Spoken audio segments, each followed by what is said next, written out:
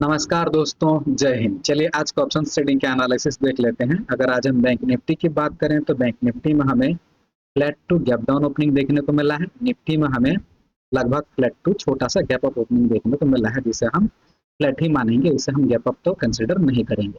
अगर हम देखें आज तो देखिए निफ्टी में ओपनिंग यहाँ कहीं मिला, उसके बाद क्लोजिंग प्राइस का ब्रेकडाउन करते हुए मार्केट नीचे जा चुका था और आपको यहाँ एक लेवल दिख रहा होगा, ये प्रीवियस डे का लो था।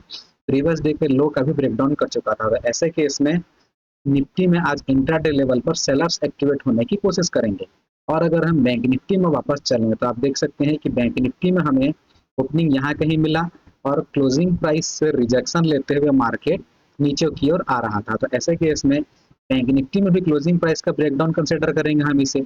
तो बैंक निफ्टी में भी क्लोजिंग प्राइस के नीचे काम चल रहा है, तो आज बैंक निफ्टी में भी इंट्राडे लेवल पर सेलर्स से एक्टिवेट होने की कोशिश करेंगे। और अगर हम निफ्टी के पिछले दिन के चार्ट को जरा ध्यान से देखें तो आप देख सकते हैं कि पिछले दिन निफ्टी में जबरदस्त गिरावट हुई थी, लेकिन कोई भी एक अच्छा रिट्रेसमेंट नहीं हुआ था।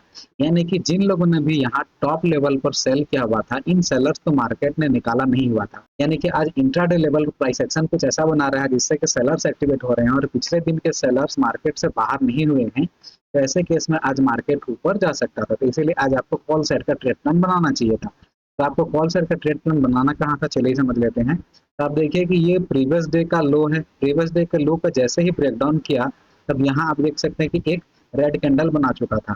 तो रेड कैंडल के बाद तो हम एंट्री नहीं लेते। उसके बाद यहाँ देखिए जैसे ही एक ग्रीन कैंडल बना, इस वाले ग्रीन कैंडल के बाद आप अप साइड के लिए यानी कि कॉल साइड के लिए निफ्टी में ट्रेड प्लान कर सकते थे। हालांकि ये वाला जो ग्रीन कैंडल बना हुआ है, ये बहुत बड़ा ग्रीन कैंडल बना हुआ है और मैं खास करके किसी बड़े ग्रीन कैंडल के बाद एंट्री लेने की सलाह नहीं देता हूं। लेकिन यहाँ प्राइस एक्शन ऐसा बना चुका है, यहाँ का मोमेंटम ऐसा हो चुका है, यहाँ की परिस्थितियां ऐसी हो चुकी हैं जिससे कि इस कैंडल के बाद भी एंट्री लिया जा सकता था, क्योंकि निफ्टी और बैंक निफ्टी दोनों में ही अच्छी खासी सेलिंग आ चुकी थी।